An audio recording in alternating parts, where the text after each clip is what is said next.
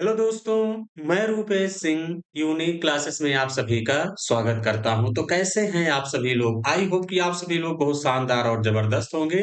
Railway special top 10 में मैं आप सभी लोगों के लिए बहुत ही बेहतरीन और इम्पोर्टेंट क्वेश्चन लेके आता हूं। एक बार मैं स्क्रीन पे आपको दिखा रहा हूं कि आज मैंने कैसे-कैसे क्वेश्चन यहाँ पे सिलेक्ट किए हैं। तो देखिए आज मैंने एडवांस मैथ के इम्पोर्टेंट क्वेश्चन यहाँ पे सिलेक्ट किया हूँ।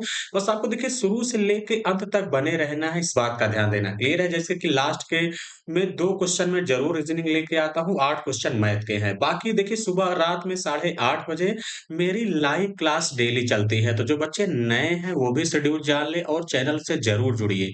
तो चलिए शुरू करेंगे आज के दिन का सबसे पहला क्वेश्चन। देखिए आप लोग एक बार वीडियो को रोक कर क्वेश्चन को खुद से बनाने की कोशिश किया करिए, नहीं आता है आगे तब आपको देखना है। पहला क्वेश्चन कह रहा है कि एक समद्विबाहु समकोण त्रिभुज के कर्ण और आधार के बीच कितना अंतर होगा? कह रहा है जिसका क्षेत्रफल कह रहा है 392 मीटर स्क्वायर है और √2 का मान कितना लेना है? 1.4 लेना है। देखिए आपसे क्या कह रहा है कि एक समद्विबाहु समकोण त्रिभुज है। तो देखिए ये समकोण त्रिभुज समद्विबाहु है, यानी जिसकी 2 भुजाएँ बराबर होंगी। जिसकी क्या होंगी? 2 भुजाएँ बराबर होंगी, यानी ये इसके क्या हो जाएगा? बराबर हो जाएगा। क्लियर है? मेरा कहने का मतलब ये है कि अगर ये 45 डिग्री ये हो जाएगा, 45 ये हो जाएगा, बाकी आपको पता ही है कि ये आपका कितना होता है 90 डिग्री होगा, क्लियर है? तो इसका मतलब देखिए अगर इसको मैं एच मान लेता हूँ, इसको क्या मान लेता हूँ? एच मान लेता हूँ, तो ये आपका कितना हो जाएगा h/√2 और ये भी आपका कितना हो जाएगा h/√2 यही है, इसका लेंगे तो ये एच आएगा। देखिए आपका जो क्षेत्रफल होता है समद्विबाहु का जो एरिया बराबर क्या होता है? क्षेत्रफल बराबर होता है h स्क्वायर बाई 4 एरिया होता है। तो देखिए ये एरिया कितना दिया है 392 इज इक्वल यहाँ पे देखिए आपका क्या है एच स्क्वायर अपॉन 4 4 इधर मल्टीप्लाई कर देंगे तो एच स्क्वायर बराबर कितना हो जाएगा 392 और इंटू कितना कर देंगे 4। तो देखिए मुझे एच बराबर चाहिए 392 देखिए किसका वर्गमूल है किससे कटेगा तो ये देखिए 8 से कट जाएगा। 8 से काटेंगे 8 चौके 32 यही हो जाएगा आपका कितना हो जाएगा 8 चौके 32 तो 8 नवा 72 यही हो जाएगा। आप कहेंगे हाँ बिल्कुल सर इंटू 8 इंटू 4 यही है। देखिए 8 चौके 32 का मतलब देखिए 16 दूनी 32 तो 49 का वर्गमूल यानी एच बराबर कितना हो जाएगा 7 और 16 का 4 तो 7 चौके इंटू 4 और ये कितना हो जाएगा √2 यानी 7 चौके 28 √2 हो जाएगा। कितना हो जाएगा 28 √2 हो जाएगा। क्लियर है? देखिए यच का मान कितना आ जाएगा 28 √2 अगर 28 √2 ये है तो इसका मतलब इसका मान कितना हो जाएगा 28 भाई एच की जगह पे रख देंगे √2 से √2 कैंसिल हो जाएगा 28। आपसे कह रहा है डिफरेंस कितना हो जाएगा तो देखिए डिफरेंस क्या है 28 आप कॉमन कर लेंगे। भाई 28 √2 से 28 घटाएंगे 28 कॉमन हो जाएगा क्या बचेगा √2 माइनस का 1 क्लियर है। तो 28 √2 का मान कितना है 1.4 माइनस का 1 कर देंगे यानी 28 इंटू कितना कर देंगे 0.4 यानी यूनिट डिजिट देखिए 4 8 32 2 आएगा एक ही ऑप्शन है ऑप्शन नंबर सी यानी कितना हो जाएगा 11.2 मीटर क्या होगा इस क्वेश्चन का राइट आंसर होगा। क्लियर हो गई बात? आई होप कि आप सभी लोग यहाँ पे बातें समझ गए होंगे। आगे बढ़ेंगे अगले क्वेश्चन की तरफ। अगला क्वेश्चन आपसे क्या कह रहा है? अगला क्वेश्चन कह रहा है दो समरूप त्रिभुज की दो संगत भुजाओं की लंबाइयों का अनुपात 17:13 है। कह रहा है उल्लिखित क्रम में इन दोनों त्रिभुजों के क्षेत्रफल का अनुपात क्या होगा? तो देखिए जो क्षेत्रफल का रेशियो होगा संगत भुजाओं के वर्ग का यानी इसका क्या होता है संगत भुजाओं का स्क्वायर होता है यानी 17 का स्क्वायर कर दोगे कितना हो जाएगा आप सभी लोगों का 289 तो 13 का वर्ग 169 ऑप्शन नंबर ए क्या हो जाएगा इस क्वेश्चन का करेक्ट आंसर होगा यानी 17/13 का क्या हो जाएगा स्क्वायर। क्लियर है? मैं पहले भी कॉन्सेप्ट बता चुका हूँ। हालांकि आपको डायरेक्ट यहाँ पे याद रखना है 289 बटे कितना होगा 169। क्लियर है? बात समझ गए होंगे। चलिए आगे बढ़ेंगे अगले क्वेश्चन की तरफ। अगला क्वेश्चन आपसे कह रहा है त्रिभुज एबीसी में डीई पैरेलल किसके है एसी के है। डीई पैरेलल किसके है एसी के है। देखिए आपका क्या है ये त्रिभुज है। आपका क्या है त्रिभुज आपसे कह रहा है एबीसी है तो देखिए हम इसको ए मान लेते हैं ये आपका बी है और ये आपका क्या है सी है। जो डीई है वो ई एसी के पैरेलल है तो इसको हम डीई मान लेते हैं एसी के क्या है पैरेलल है। जहां डीई आपसे कह रहा है डी और ई क्रमशः भुजाओं एबी और बीसी पर स्थित बिंदु है। क्लियर है? आपसे कह रहा है बीडी बराबर ये 8 सेंटीमीटर दिया है और एडी बराबर आपको ये कितना दिया है 7 सेंटीमीटर दिया है। क्लियर है? तो आपसे कह रहा है त्रिभुज बीडीई आपसे क्या कह रहा है कि त्रिभुज बीडीई और आपसे कह रहा है समलंब जो आपका समलंब आपका है जो जो है आपका क्षेत्रफल क्या है त्रिभुज आप सभी लोगों का एडीईसी यानी क्या है एडीईसी का क्षेत्रफल बताना है। क्लियर है? यहाँ देखिए थेल्स थ्योरम लगा देंगे। अगर हम इसका एरिया निकालते हैं तो ये 8 अठाई 64 हो जाएगा। इतने का एरिया निकालते हैं तो 8 अठाई कितना हो जाएगा? 64। अगर टोटल हम एबी की बात करते हैं तो टोटल कितना हो जाएगा? 15 और 15 का स्क्वायर कर देंगे कितना हो जाएगा? 225 यानी 64 बटे क्या हो जाएगा? 225 ये पूरे का एरिया निकाल लिया त्रिभुज एबीसी का, क्लियर है? तो इसका मतलब यहाँ से एबीसी का एरिया 225 लेकिन मुझे एडीएसी चाहिए तो कितना हो जाएगा 64 225 में से 64 अगर ये 64 है दो और टोटल 225 है 64 घटा दोगे कितना हो जाएगा 161 यानी 64 रेशियो 161 ऑप्शन नंबर सी क्या होगा? इस क्वेश्चन का करेक्ट आंसर होगा। क्लियर हो गई बात? आप लोग कहेंगे हाँ, बिल्कुल सर बातें यहाँ तक अच्छे से क्लियर हो चुकी हैं। चलिए आगे बढ़ेंगे। अगला क्वेश्चन कह रहा है एक समद्विबाहु त्रिभुज की 2 समान भुजाओं में से कह रहा है प्रत्येक की लंबाई 89 सेंटीमीटर है और इसके आधार की लंबाई 78 सेंटीमीटर है, तो त्रिभुज का क्षेत्रफल क्या होगा? ये बताना है। देखिए एक समद्विबाहु त्रिभुज है। मान लेते हैं कि आपका क्या है समद्विबाहु त्रिभुज है, इसकी 2 भुजाएँ बराबर हैं। आपसे कह रहा है प्रत्येक की भुजा कितना है 89 ये 89 है तो ये भी क्या हो जाएगा 89 और बेस आपको ये टोटल कितना दिया है 78 क्लियर है। अगर देखिए इस पे मैं एक परपेंडिकुलर लाइन यहाँ पे डाल देता हूँ तो ये इसको देखिए दोनों को इक्वल पार्ट में डिवाइड करेगी। तो 78 का आधा कर दोगे कितना हो जाएगा 39 दूनी 78 होता है यानी 39 आएगा। क्लियर है? अब देखिए आपको हाइट निकालना है। हाइट निकालेंगे देखिए आपको अगर ट्रिपलेट जिन बच्चों को याद होगा आसानी से कर सकते हैं। अगर नहीं याद है तो पाइथागोरस थ्योरम लगाएँगे 39 89 और कितना हो जाएगा 80। भाई 89 का वर्ग करके 39 का वर्ग करके घटा दोगे, जो भी रूट में आएगा उसकी वैल्यू हो जाएगी। यानी क्या हो जाएगा ये 80 हो जाएगा। तो देखिए क्षेत्रफल क्या होता है हाफ बेस इंटू हाइट। तो इसका मतलब हाफ बेस, बेस आपका कितना है 78 हाइट कितना है 80। अब देखिए आप ये डायरेक्ट 80 गुणे 39 कर सकते थे, लेकिन मैंने पूरा बता दिया 2 से करोगे 39 गुणे 80 करेंगे। आपका यूनिट डिजिट देखिए, आपका यूनिट देखिए 0 तो आएगा ही आएगा और उसके बाद 2 आएगा, एक ही ऑप्शन है, ऑप्शन नंबर फर्स्ट 31-20 इस क्वेश्चन का करेक्ट आंसर होगा। क्लियर हो गई होंगी बातें? चलिए अगर देखिए सेशन अच्छा लग रहा है तो ज़रूर आप लोग लाइक किया करिए, अपने दोस्तों के साथ शेयर भी किया करिए। चलिए अगला क्वेश्चन कह रहा है एसी एक वृत्त की जीवा है यदि x और y वृत्त की परिधि पर स्थित दो बिंदु है जो जीवा AC के एक ही तरफ इस प्रकार स्थित है कि एंगल AX बराबर 58 डिग्री है तो 2 एंगल AYC का माप ज्ञात कीजिए। देखिए इस क्वेश्चन को आप डायरेक्ट कर सकते हैं, इस बात का ध्यान देना क्लियर है। चलिए सभी बच्चे बताने की कोशिश करेंगे, करने की कोशिश करेंगे कि देखिए इस क्वेश्चन को मैं देखते ही टिक कर दूंगा कितना हो जाएगा आपका 116 डिग्री। ऐसा क्यों? जैसे देखिए मान लीजिए आपका एक सर्कल है, आपका एक सर्कल है, ये आपका बिंदु हम मान लेते हैं x है, ये आपका क्या है y है, क्लियर है? ये आपका A है और यहाँ मान लेते हैं 2 आर्क C है। अब देखिए A को x से मिलाया गया, एक त्रिभुज हम बना देते हैं यहाँ से, क्लियर है? एक त्रिभुज आपका ये बन गया। उसके बाद देखिए एक त्रिभुज आपका ये बन जाएगा।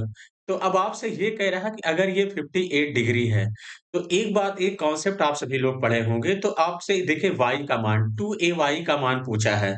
तो एक ही त्रिभुज में देखिए अगर आपका एक सॉरी एक जो अब आपका वृत्त बना है यानी सर्कल बना है, तो आपकी परिधि पर जो एंगल बनता है वो इक्वल होता है एक ही चाप से। अगर ये 58 है तो ये भी कितना हो जाएगा 58 लेकिन 2 टाइम्स है तो 58 का दूना कर देंगे कितना हो जाएगा 116 डिग्री। क्लियर है? आई होप कि ये कॉन्सेप्ट सभी बच्चों को पता होगा। चलिए आगे बढ़ेंगे अगले क्वेश्चन की तरफ। अगला क्वेश्चन कह रहा है दो संकेंद्री वृत्तों का व्यास कह रहा है 34 सेंटीमीटर और 50 सेंटीमीटर है। एक सीधी रेखा CAPF बड़े वृत्त को बिंदु C और F पर प्रतिच्छेद करती है और छोटे वृत्त को बिंदु A और P पर प्रतिच्छेद करती है। यदि AP 16 सेंटीमीटर है तो CF की लंबाई क्या होगी ये बताना है। तो देखिए हम आपसे बात करते हैं संकेंद्री वृत्त की। तो देखिए जब सर्कल के ऊपर सर्कल यानी वृत्त के ऊपर वृत्त रहेगा उसी को बोलते हैं संकेंद्री वृत्त, जैसा कि मैंने यहाँ पे बना दिया। क्लियर है? आपसे एक व्यास 34 सेंटीमीटर दिया है तो रेडियस निकालेंगे तो कितना हो जाएगा 17 क्योंकि इसका आधा होता है और इसका आधा कर देंगे कितना हो जाएगा 25। क्लियर है? तो देखिए एक यहाँ से इसको देखिए प्रतिच्छेद कर रही है तो मैंने एक लाइन यहाँ पे ड्रा कर दिया। क्या आपसे क्या कह रहा है CAPF यानी ये C है, ये A है, ये P है आपका और ये क्या है आपका F। इस पे देखिए मैं एक लाइन ड्रा कर रहा हूँ तो इसको इक्वल पार्ट में बाँटेगी। AP बराबर 16 दिया है तो इसका मतलब ये 8 हो जाएगा, ये 8 और देखिए इसका रेडियस, छोटे वाले का रेडियस कितना दिया है? व्यास 34 था तो कितना हो जाएगा? 17। क्लियर है? अगर बड़े वाले की बात करते हैं तो ये बड़े वाले का व्यास कितना दिया है? 50, तो ये कितना हो जाएगा? 25। देखिए ट्रिपलेट पढ़े होंगे 8, 15, ये 8, 15, 17, तो ये क्या हो जाएगा? 15। देखिए 8, 15, 17 ये सारे ट्रिपलेट आपको पता होने चाहिए। देखिए 3, 4, 5 इसका भी यूज़ खूब होता है। जैसे ये 25 है, ये 15, तो इसका मतलब देखिए 25 यानी 5 गुना है। इसका भी 5 गुना कर दोगे 15, तो इसका भी 5 गुना कर दोगे, यानी कितना हो जाएगा? ये इतनी दूरी कितना हो जाएगा? 20। ये इतना टोटल आपका कितना हो जाएगा? 20। अगर ये 20 तो इधर भी कितना हो जाएगा? 20। यानी सीएफ की लंबाई चाहिए तो सीएफ की लंबाई कितना हो जाएगी? 40 सेंटीमीटर इस क्वेश्चन का करेक्ट आंसर होगा। इसी तरीके से आपको उड़ाना है चित्र से। क्लियर? देखिए अगला क्वेश्चन क्या कह रहा है? क्वेश्चन कह रहा है पीएन एक वृत्त की छेदक रेखा है, जो इसे एम और एन बिंदुओं पर इस प्रकार प्रतिच्छेद करती है कि PN is greater than PM. वृत्त के बिंदु टी को स्पर्श करते हुए एक स्पर्श रेखा पीटी खींची जाती है। यदि पीएम बराबर कह रहा है 32 सेंटीमीटर और पीटी बराबर 40 सेंटीमीटर, तो जीवा एमएन की लंबाई क्या होगी? देखिए क्वेश्चन इंपॉर्टेंट है, ध्यान देना, अक्सर पेपर में पूछा जाता है। आपसे कह रहा है कि जैसे मान लीजिए एक सर्कल है, एक आपका क्या है यहाँ पे सर्कल है, आपसे कह रहा है पीएन एक वृत्त की छेदक रेखा है। क्लियर है? ये आपसे क्या कह रहा है कि पीएन जो है एक वृत्त की छेदक रेखा है और ये आपका क्या है? पीटी है। क्लियर है? ये आपका क्या है? पीटी। ये पी है तो ये आपका क्या है? टी है तो ये आपका क्या है? एन। तो यहाँ पे क्या हो जाएगा? एम। और क्वेश्चन में कह रहा है देखिए पीएन इज ग्रेटर देन क्या है? पीएम। देखिए पीएन का मान पीएम से क्या है? बड़ा भी है। क्लियर है? अब आपसे कह रहा है टी को स्पर्श करते हुए पीटी खींची जाए, पीएम बराबर 32, ये आपको 32 सेंटीमीटर दिया है, पीटी बराबर 40 सेंटीमीटर दिया है, तो एमएन का मान हम मान लेते हैं कितना हो जाएगा? एक्स। तो एक्स का मान चाहिए। देखिए इसका डायरेक्ट आपको कॉन्सेप्ट याद होना चाहिए कि पीटी स्क्वायर बराबर होता है, देखिए पीएम, यानी क्या होता है? पीएम और इंटू क्या हो जाएगा यहाँ से? पीएन, इंटू क्या हो जाएगा? पीएन। क्लियर है? तो अब देखिए पीटी का स्क्वायर यानी 40 का स्क्वायर इज इक्वल पीएम का मान कितना दिया है? 32 इंटू, देखिए हम यहाँ से आपसे क्या कह रहे हैं, तब देखिए टोटल पीएन का मान निकाल देते हैं, कोई दिक्कत नहीं है। 32 माइनस एक्स करेंगे, कोई मतलब आपको करने की जरूरत नहीं है। सीधा सीधा 40 का स्क्वायर कर दोगे कितना हो जाएगा? 4 चौके 1600। 1600 इज इक्वल कितना हो जाएगा? 32 इंटू पीएन। देखिए 16 से काटेंगे, 16 दूनी 32, 100, 2 से काट कर दोगे कितना हो जाएगा? 50। इसका मतलब पीएन का मान 50 आ गया। अगर टोटल 50 है तो ये कितना रहा होगा? 18। भाई 50 से 32 घटा दोगे 18। इस क्वेश्चन का करेक्ट आंसर होगा ऑप्शन नंबर डी। क्लियर है? ऑप्शन नंबर डी क्या होगा इस क्वेश्चन का राइट आंसर होगा। चलिए आगे बढ़ेंगे। अगला क्वेश्चन क्या कह रहा है? अगला क्वेश्चन कह रहा है 28 सेंटीमीटर और 20 सेंटीमीटर त्रिज्या वाले दो वृत्तों के केंद्र 50 सेंटीमीटर दूर हैं। उभयनिष्ठ अनुप्रस्थ स्पर्श रेखा की लंबाई सेंटीमीटर में क्या होगी? तो देखिए इसका सीधा-सीधा आपको जो है उभयनिष्ठ अनुप्रस्थ स्पर्श रेखा की लंबाई का फार्मूला याद होना चाहिए। क्या होता है? अंडर रूट देखिए D square. D square minus क्या होता है? R1 प्लस R2 का स्क्वायर। क्लियर है? सीधा-सीधा कर देंगे। डी बराबर आपको कितना दिया है? 50। 50 का स्क्वायर कर दोगे कितना हो जाएगा? 2500 माइनस R1 प्लस R2 यानी कितना हो जाएगा? 48। 48 का स्क्वायर कर देंगे, या देखिए इसको ऐसे ही रहने दीजिए। आप सभी लोग हाँ, 48 का स्क्वायर कर लेते हैं, चलिए कोई दिक्कत नहीं। 48 का स्क्वायर कर लोगे तो कितना हो जाएगा? आप सभी लोगों का यहाँ से 8 अठाई 64, 64 की 4 6 हो जाएगा। क्लियर है? यहाँ पे देखिए 8 चौके 32, 32 8 चौके 32, 32 दूना 64 और 64 में 6 जोड़ देंगे 70, 70 की 0 7, 4 चौके 16, 16 4 20 3 23 यानी 2304 माइनस कितना हो जाएगा? 2304। इसको घटा देंगे तो अंडर रूट देखिए 10 में से 4 चला जाएगा 6, यहाँ कितना बचा? 9, और उसके बाद यहाँ कितना बच गया आपका? 4 में से 3 गया 1, 196 का मतलब कितना हो जाएगा? 14। 14 इस क्वेश्चन का करेक्ट आंसर होगा ऑप्शन नंबर डी। क्लियर हो गई बात? आई होप कि आप सभी लोग बातें समझ गए होंगे। चलिए रीजनिंग का क्वेश्चन देखते हैं। देखिए पजल से रेलवे चाहे एनटीपीसी हो चाहे ग्रुप डी, दोनों में क्वेश्चन देखने को मिलता है। क्वेश्चन कह रहा है 7 व्यक्ति A B C D E F G एक सात मंजिल इमारत में रहते हैं। सबसे निचली मंजिल की संख्या 1 है। अगर देखिए ये 1 है तो ये 2, ये 3, ये 4, ये 5, ये 6 और आपका ये क्या है? 7। ठीक है, 7 मंजिल है, कोई दिक्कत नहीं। केवल 4 व्यक्ति उस मंजिल के नीचे रहते हैं जिस पर डी रहता है। तो इसका मतलब डी यहाँ पे रहेगा, तभी केवल इसके नीचे 4 लोग रहेंगे। आप कहेंगे हाँ बिल्कुल सर। उसके बाद कह रहा है सी के नीचे केवल 2 व्यक्ति रहते हैं। देखिए सी के नीचे 2 व्यक्ति रहते हैं तो सी को यहाँ बैठा दो, इसके नीचे 2 व्यक्ति रहते हैं। बी सबसे निचली मंजिल पर रहता है तो भैया बी को यहाँ बैठा दीजिए, बी सबसे निचली मंजिल पर रहता है। क्लियर है? बी सबसे निचली मंजिल पर रहता है। ई बी के ठीक ऊपर, ई जो है बी के ठीक ऊपर रहता है तो ई को यहाँ बैठा दीजिए, ई बी के ठीक ऊपर रहता है। ए एफ के ऊपर किसी एक मंजिल पर रहता है। अब ए देखिए यफ के ऊपर किसी एक मंजिल पर रहता है, तो इसका मतलब देखिए यफ को यहाँ बैठाना पड़ेगा। अब ए यफ के ऊपर किसी एक मंजिल पर ए को मान लेते हैं, यहाँ बैठा देते हैं। क्लियर है? देखिए ऊपर भी हो सकता है, यहाँ भी हो सकता है, ध्यान देना। फिर कह रहा है लेकिन जी के नीचे रहता है, तो जी को यहाँ बैठा दीजिए। क्लियर? आपसे कह रहा है मंजिल संख्या 4 पर कौन रहता है? तो भैया यफ रहता है। ऑप्शन नंबर सी क्या हो जाएगा इस क्वेश्चन का करेक्ट आंसर होगा। क्लियर है? आई होप कि आप देखिए सिंपल सा क्वेश्चन था, बड़ी आसानी से कर सकते थे। चलिए आगे बढ़ेंगे। अगला क्वेश्चन आपसे कह रहा है एक निश्चित कूट भाषा में टंग को ई ओ यू जी एल टी लिखा जाता है, जीलियस को ए ई ओ यू जे एल एस लिखा जाता है, उसी भाषा में स्टमक को कैसे लिखा जाएगा? एक बार सभी बच्चे इस क्वेश्चन को बनाने की कोशिश करेंगे, हमें पता है बहुत सारे बच्चे गलतियां करने वाले हैं।